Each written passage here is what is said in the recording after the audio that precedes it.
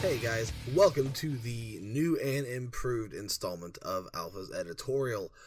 Changing things up a little bit, bringing you guys some more consistent news for Xbox and PlayStation.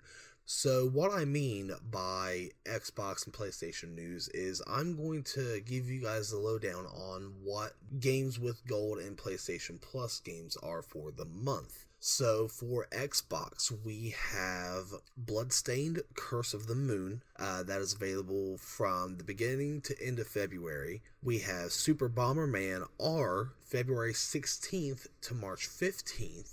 Unfortunately, we are past the point for Assassin's Creed Rogue to be available for anyone, but that was an Xbox 360 title that was only available until the 15th. But now we have Star Wars Jedi Knight Jedi Academy available.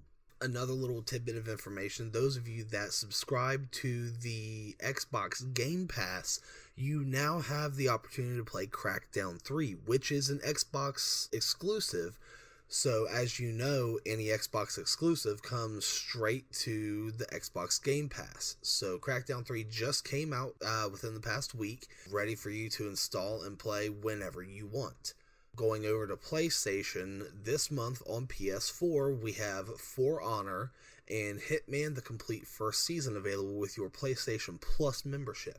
If you're looking for some new games to play and you don't want to spend any money on them, make use of the subscriptions that you're already paying for and get you some free games this month, guys.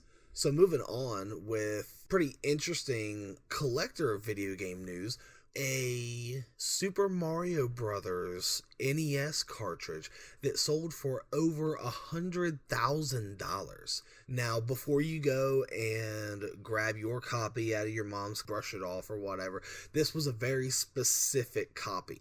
Nintendo released their NES systems with Super Mario Brothers very sparingly to begin with. They started in major cities like New York City, Chicago, until eventually the NES was released across the country. With these systems came a specific version of this game, which was sealed using a plain black sticker that just said Nintendo on it. Some flat and some were glossy. The difference in the two is one was 1985, one was 1986. Now, this copy of the game was the 1986 copy with the glossy sticker. The box is still in pristine condition, sealed with the game cartridge and the manual. Now, just like with comics and everything else, these all have a grading system. This was graded at a 9.4, which is a mint condition game. That is why it was sold for over $100,000 to a group of collectors who have the sole intentions of holding on to this game, hoping that it gains value in the future. So, if somehow you manage to have one of these lying around, you might want to jump on the market. With there not being a super high demand for these, you may not get the $100,000 out of it, but you're looking to get a pretty substantial penny out of it. So who knows? Maybe you've seen one of these, maybe you had one of these. Let me know, because I'd love to talk to someone who had one of the, for lack of better phrasing, trial versions of the Nintendo system. Some more retro-ish news. Marvel's Contest of Champions is the mobile game that people have been playing for 2-3 years now. I'm not entirely sure just how long this game has been going, but it's a fighting style Marvel game that's on your phone. You can buy or unlock various other champions as you play the game, but it is now an arcade cabinet in Dave & Buster's locations. So if you live around a Dave & Buster's and would really like to get your hands on this, they are available at any one of the 122 Dave & Buster's across the country. This is actually kind of cool, seeing a mobile game venture into the world of, I guess, in restaurant. This kind of gives me hope that we may start seeing more of this happen. Who knows, maybe we'll see something along the lines of Injustice. Let me know what you guys think. Are you guys gonna make a special trip to Dave & Buster's just to play Contest of Champions, or will it kind of be, oh, well, we're already here, so we might as well for you? We also have some more interesting Xbox One and PlayStation news. The Marvel Lego collection is coming to Xbox One and PlayStation 4 on March 12th. It's going to be a collection of all of the Marvel Lego games containing all of the DLC and Season Pass content. Now, this is pretty cool because it's all going to be contained in one download. So you're not going to have to switch between discs. You're not going to have to make sure that you got the right Season Pass or the DLC or whatever. It's all going to be right there. So you're going to get a nice little... Well, I can't say little. You're going to get a nice big Marvel Lego package right here.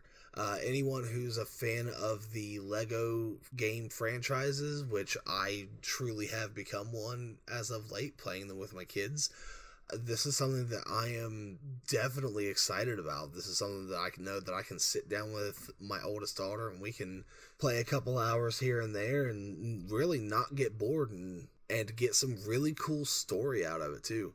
That's one of the things that you have to give credit to these Lego games is they tell great stories of whatever they're interpreting, and they're just super fun to play. Some more exciting news, guys. We're finally getting our Dragon Ball Z RPG game. Now, I'm not talking Dragon Ball Xenoverse because it wasn't bad, but it wasn't what it could have been. They have announced the Dragon Ball game Project Z is coming to Xbox One, PS4, and PC later this year. Now, I did not see an official date when it is going to be released. We know that it's coming later this year, we just don't know when. Fans of the Dragon Ball fighting games and the various games that we've gotten over the years, we all know the excitement that we had when the Budokai games came out. They had a great mix of story and fighting, but they always seemed to fall short to try to rush through the story and push the fights on you more than the story. We all know the story, but we still want to be able to play the story. Budokai Tenkaichi 3 was probably the best one in the whole series to intertwine the two and give us probably the best mix of all of this available. Now we progress on from there to the Xenoverse games, which let you make your own character, which is cool that you can make your own Saiyan character, your own Namekian, so android, so on and so forth. But it still wasn't quite what we've wanted. This is going to be a Dragon Ball Z RPG. You are playing as Goku and going through the stories as Goku. Yes, we know the stories. Yes, we know how the fights end. But that doesn't mean that we don't want to play those stories. We have always wanted to play those stories. And now we're finally going to get that chance, guys. With this game and the trailer that we see and everything, it's a beautiful looking game. Graphics engines are only getting better and better. But this feels like you are playing through episodes of Dragon Ball Z. We've been waiting so long, and now we're finally going to get this, and I really hope that it lives up to the hype and to the expectations that everyone is going to have for this game. Now, I can't really say much about it because there's not a whole lot of information about it, just that you're going to be Goku playing through the story. Outside of that, we have some really great screenshots of Super Saiyan Goku, Goku fighting Piccolo, Goku fighting Nappa, and I'm excited. I don't know if you guys are, but I'm excited for this, and this is definitely going to go on pre-order, and I'm definitely going to end up playing the absolute living crap out of this. By the time you guys are listening to this, I am probably balls deep in Anthem right now. But because I'm not yet, I can't exactly tell you how the gameplay is and how it differs from the demo. But next week's segment, you can count on hearing about the differences and what I like and what I don't like about the full game so far that I've played it. You may even hear some of my opinions about Crackdown 3 if I ever get off of Kingdom Hearts to play it. Speaking of which, there is a Keyblade pointed at my head, dragging me back to the game. So, I'm going to wrap this up. Guys, thank you for listening. Let me know what you guys thought about the Contest of Champions cabinet coming to Dave & Buster's. Let me know if you guys have had any luck coming across old, valuable Nintendo games or whatever. I'd love to hear stories like that and talk to you guys about that. But until next time, this has been Alphaspecter with Alpha's Editorial.